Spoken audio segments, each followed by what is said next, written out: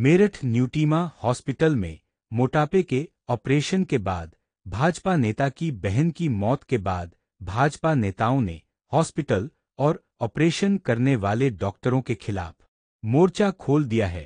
बुधवार को भाजपा नेता अंकित चौधरी अपने समर्थकों और भाजपा कार्यकर्ताओं के साथ सीएमओ ऑफिस पहुंचे। उन्होंने सीएमओ से शिकायत करते हुए आरोपी डॉक्टर पर सख्त कार्यवाही की मांग करते हुए जांच कमेटी गठित करने की मांग की। उन्होंने सीएमओ से कहा कि किस तरह ऑपरेशन किया गया और ऑपरेशन के बाद क्या ट्रीटमेंट दिया गया, सभी की निष्पक्षता पूर्ण जांच की जानी चाहिए जिससे सत्यता को सामने लाया जा सके। बुधवार को भाजपा नेता अंकित चौधरी ने भाजपा नेता अरविंद मारवाड़ी की बहन रजनी गुप्ता की इलाज में लापरवाही के चलते मौत के मामले में सीएमओ अशोक कटारिया से मुलाकात की। इस दौरान उनके साथ भाजपा कार्यकर्ता और समर्थक मौजूद थे।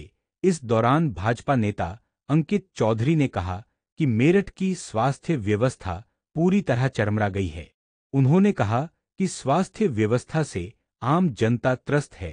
ताजा मामला न्यूट्रीमा हॉस्पिटल का है जहां सर्जरी में डॉक्टर की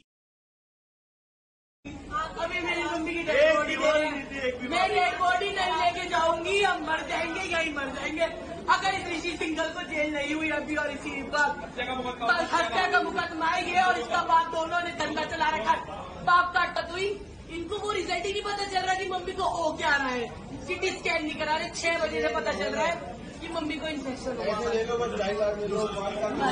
और इतने बदतमीज बार बार आ रहे, पैसे जमा करा तो 10 लाख रुपए हमारे जमा करा लिए यहाँ पर इन्होंने। किस बात के जमा कराए हैं इन्होंने?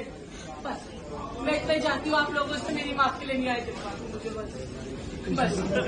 बस इस ऋषि सिंघल को सर, आज क्या घटना हुई, किसके साथ हुई, क्या है पूरा मामला, ये बताइए। मेरी बहन ने डॉक्टर ऋषि सिंघल से अपना पेट कम करने का, वजन कम करने का इन्होंने बात करी थी। 5 लाख रुपया उसकी लड़की का भी और उसका भी 5 लाख रुपए बात हुई थी। डॉक्टर ने कहा दोनों तुम एक साथ करा लोगे तो 3,70,000 रुपए में हम ये आपका ऑपरेशन कर देंगे। इनके मन में लालच आ गया। दोनों लोग 11 तारीख को यहाँ पे आ गए। 11 तारीख को मेरी बहन रजनी गुप्ता का डॉक्टर साहब ने ऑपरेशन करा। जब मेरी बहन आई थी यहाँ पे, 55 साल की मेरी बहन की उम्र है, जब वो आई थी मोटी जरूर थी थोड़ी सी, लेकिन इसके अलावा उसका सारे ऑर्गन बिल्कुल फिट थे। पहले रिपोर्ट डॉक्टर साहब ने सारी रिपोर्ट कराने के बाद ये ऑपरेशन करा। जब ऑपरेशन करने के बाद जब वो रूम में आई तो उसके पेट में दर्द था। 11 तारीख की रात को ही 12 तारीख को डॉक्टर साहब को कहा गया कि दर्द है। डॉक्टर साहब ने देखा, कभी यूरिन लगा रहे हैं, कभी कैथेटर लगा रहे हैं, कभी इंजेक्शन दे रहे हैं, लेकिन उन्होंने ये प्रयास नहीं कराया कि दर्द क्यों है ये। जब 13 तारीख को उसकी हालत ज्यादा खराब हो गई तो उसको आईसीयू में ले गए और वहां पे उसका एक्सरे कराया गया। जब एक्सरे हुआ तो एक्सरे में जिस जगह वो हाथ का ऑपरेशन करा था, हाथ काट के इन्होंने हाथ को छोटी कर दिया था। उसको जो उन्होंने बंधन लगाया था वो उसमें पेट के अंदर उस एक्सरे में 550 ग्राम फ्लूइड जमा हुआ आया, रिसाव। तो उससे क्या है, ये डॉक्टर ने कहने लगा ये जो है बंद जो है लीक हो गया है, इसका इंफेक्शन फैल गया है, इसका ऑपरेशन मुझे दोबारा करना पड़ेगा। 14 तारीख को सुबह ओटी में वहां ले गए और उसके नाक पे लगा हुआ था ऑक्सीजन का। जैसे ही उसको उठाया, ऑपरेशन करने के वेंटिलेटर की तैयारी करी, एकदम उसका हार्ट कोलैप्स हो गया और इन्होंने फिर उसको सीपीआर देके दोबारा उसको लाए। थोड़ा वो रीडिंग चलने लगी, बीपी वगैरह चलने लगा, लेकिन जहर पूरा फैल चुका था।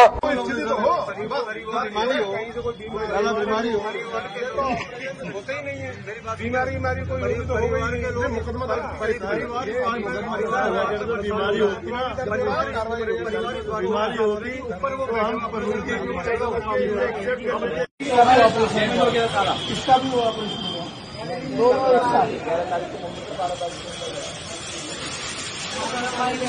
ये लगातार कह रही है पैसे बता दो,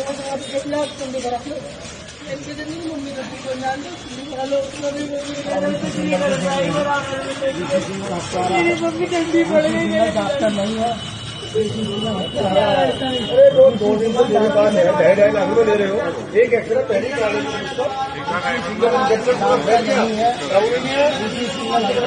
अब 2 दिन से डॉक्टर बुला रहे हैं।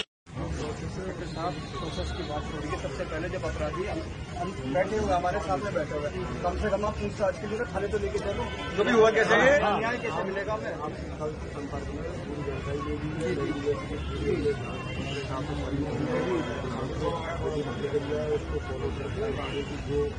मौका मिल जाएगा तो भाग जाएगा। ऐसे तो अपराधियों को मौका मिल जाएगा।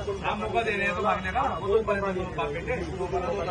वालों ने कोई मौका देने के लिए साहब मौका दे रहे हो। आप चलो जब उनके खिलाफ तहरीर दे दी तो पुलिस थाने आप ऐसे किसी पुलिस को झूठे के अंदर थाने में तो परिवार का जिसका परिवार का गुजारे तो सारी कार्रवाई सारी कार्रवाई